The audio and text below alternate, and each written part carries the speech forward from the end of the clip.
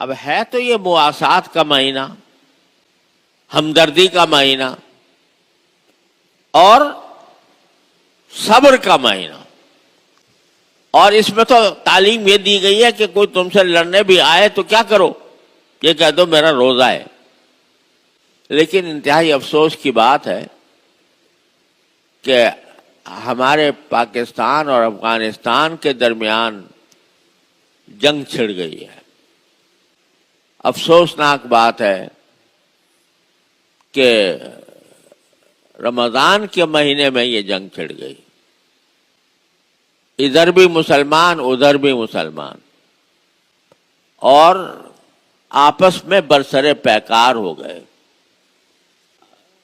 اصل وجہ جنگ کی وہ تو یہ ہے کہ عرصہ دراز سے پاکستان کے اوپر ایک ایسی جماعت مسلط ہے جو پاکستان کے اندر دہشت گردی کی کارروائیاں کرتی۔ اس نے اپنی دہشت گردی میں مسجدوں کو نہیں چھوڑا، بچوں کو نہیں چھوڑا، عورتوں کو نہیں چھوڑا، علماء کو نہیں چھوڑا، اور بلا امتیاز مسجد کے نمازیوں پر خودکش حملے، بازاروں پر خودکش حملے، اپنی خودکشی کر کے دوسرے کو نقصان پہنچانے کا سلسلہ۔ اور جو جماعت یہ کام کر رہی ہے وہ نام لیتی ہے طالبان کا، تحریک طالبان پاکستان۔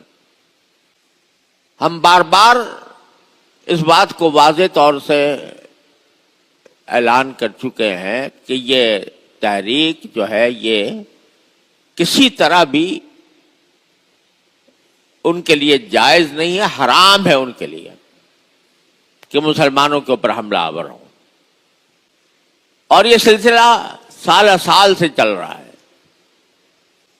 افسوس ہے کہ ہم نے بار بار افغان طالبان جو حقیقی معنی میں طالبان ہیں، یہ تو انہوں نے نقلی طالبان ہیں، یہ اصلی طالبان جو ہیں ان سے بار بار ہم نے درخواست کی، آج نہیں بلکہ اس وقت بھی جب امریکہ کے ساتھ جنگ جاری تھی، اس وقت بھی یہ لوگ پاکستان کے اندر دہشت گردی کی کارروائیاں کرتے تھے اور اس کو جہاد کا نام دے دیتے، بغاوت کو جہاد کا نام دیا ہوا تھا۔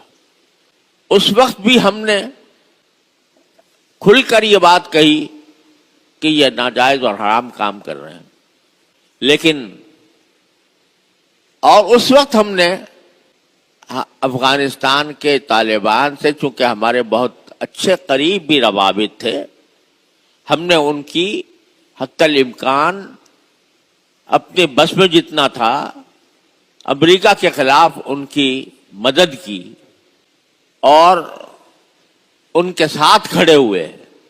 اس وقت بھی ہم ان سے جب درخواست کرتے تھے کہ آپ یہ ایک مرتبہ یہ جو آپ کے بناوٹی طالبان ہے، تحریک طالبان پاکستان کے نام سے، آپ سے ان کا کوئی تعلق ہے یا نہیں ہے؟ تو وہ کہتے تھے کہ نہیں، ہمارا ان سے کوئی تعلق نہیں۔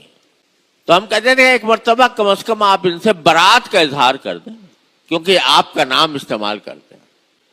لیکن بار بار کہنے کے باوجود اور بار بار اس کا اقرار کرنے کے باوجود انہوں نے اس زمانے میں ان سے برات کا اظہار نہیں کیا۔ یہ رویہ ان کا افسوسناک ہے جو چلا آ رہا ہے، اور اسی رویے کی بنیاد پر اب یہ تحریک طالبان پاکستان کرنے والے ٹی ٹی پی جس کو کہا جاتا ہے، یہ اپنا امیر المومنین انہی کو کہتی ہے اور انہی کا نام استعمال کرتی ہے، اور پھر انہی کی زمین سے ہمارے اوپر آ کر حملہ آور ہوتی ہے. یہ سلسلہ عرصہ دراز سے چلا آ رہا ہے. یہ ہمیں شکایت افغانستان سے مدتوں سے ہے، اب بھی ہے، لیکن اس شکایت کے لیے ہمارے نزدیک آپس میں جنگ کر لینا، جنگ ٹھان لینا، یہ کوئی اس مسئلے کا حل نہیں ہے. اس سے نہ پاکستان کا فائدہ نہ اس سے افغانستان کا فائدہ. اس سے صرف دشمنان اسلام کو فائدہ ہوگا. اور افسوس یہ ہے کہ یہ جنگ رمضان کے مہینے میں شروع ہو گئی. کس نے پہلے پہل کی، کس نے جواب دیا، اس بحث سے قطع نظر.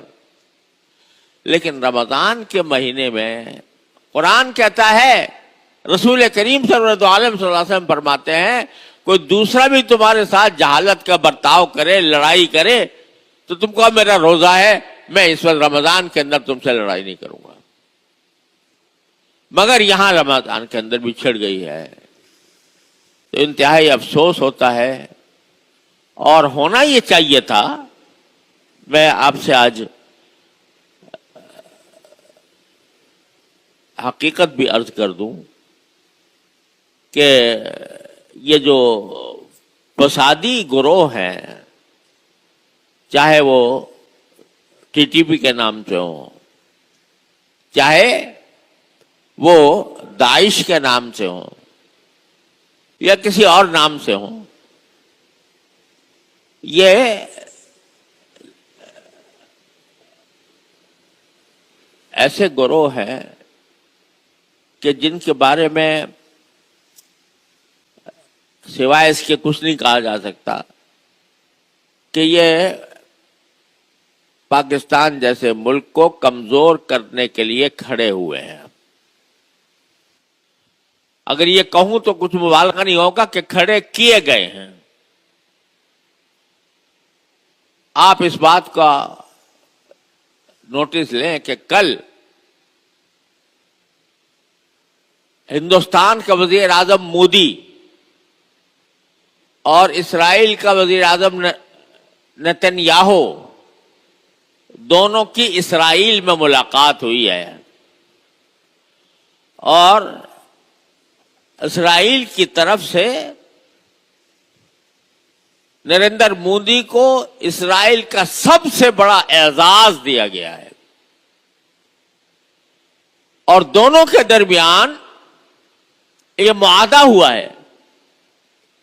معاہدہ کیا ہوا ہے کہ ہم ایک مشترک فنڈ بنا رہے ہیں، اور اس فنڈ کے ذریعے ہم دونوں افغانستان کے اندر افغانستان کی مدد کریں گے پاکستان کے خلاف. کل ہی یہ معاہدہ، کل یا پرسوں، ایک آدھ دن کے اندر یہ معاہدہ ہوا. اب آپ اندازہ کریں افغانستان کی مدد کون کر رہا ہے؟ اسرائیل اور ہندوستان. ان کی مدد سے، مدد کیوں کر رہے ہیں؟ اسرائیل مدد کر رہا ہے، انڈیا مدد کر رہا ہے، افغانستان کی کر رہا ہے. کیوں کر رہا ہے؟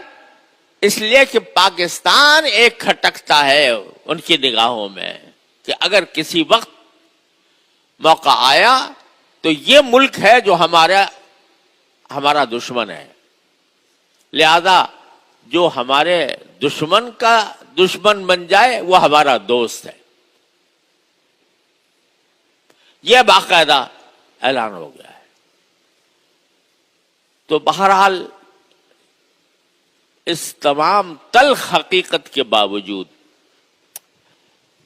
ہم یہ سمجھتے ہیں کہ پاکستان اور افغانستان دونوں کے لیے جنگ کسی بھی اعتبار سے فائدہ مند نہیں ہے. اس کا نقصان ہوگا، دونوں کو ہوگا. اور جنگ کے زمانے میں جب جنگ چھڑ جاتی ہے تو پھر دعوے بھی بڑے اونچے اونچے کیے جاتے ہیں، اور ہر ایک اپنی فتح کے دعوے کرتا ہے اور اس میں دوسرے کو نیچا دکھانے کی کوشش کرتا ہے. حالانکہ اگر معاملے کو سلجھانا مقصود ہو، سچے دل سے مقصود ہو، تو دو مسلمانوں میں کوئی بھی ایسا مسئلہ نہیں ہوتا جو کبھی سلجھایا نہ جا سکے. اس معاملے کو جب لڑائی تک پہنچانا، اور خاص طور پر رمضان کے مہینے میں جہاں یہ حضور کا ارشاد ہے، کوئی دوسرا بھی لڑائی پہ آمادہ ہو، تم کہہ دو میرا روزہ میں نہیں لڑتا. اس میں ایک دوسرے کے خلاف برسر پیکار ہو جانا، ایک دوسرے کے اوپر ہتھیار اٹھانا، ایک دوسرے کے ساتھ کہ جان کے دشمن ہو جانا، انتہائی افسوسناک ہے، انتہائی المناک ہے. ہونا تو یہ چاہیے تھا کہ جس چیز کا وہ زبانی طور پر اقرار بھی کرتے ہیں کہ ہمارے ہاں سے لوگ جاتے ہیں پاکستان کے اوپر حملہ آور ہونے کے لیے، لیکن ہم نے اپنی طور پر منع کر رکھا ہے، اپنے طور پر ہم نے فتویٰ دے رکھا ہے کہ یہ پاکستان کے اوپر حملہ کرنا ناجائز ہے. لیکن یہ فتویٰ دینے کے باوجود وہ ان کا نام استعمال کر کے ہمارے اوپر حملہ آور ہوتے ہیں. تو اس کا تقاضا یہ تھا کہ یہ ان سے برات کا، نہ صرف برات کا اعلان کریں بلکہ ساتھ ساتھ ان کو لگام دیں،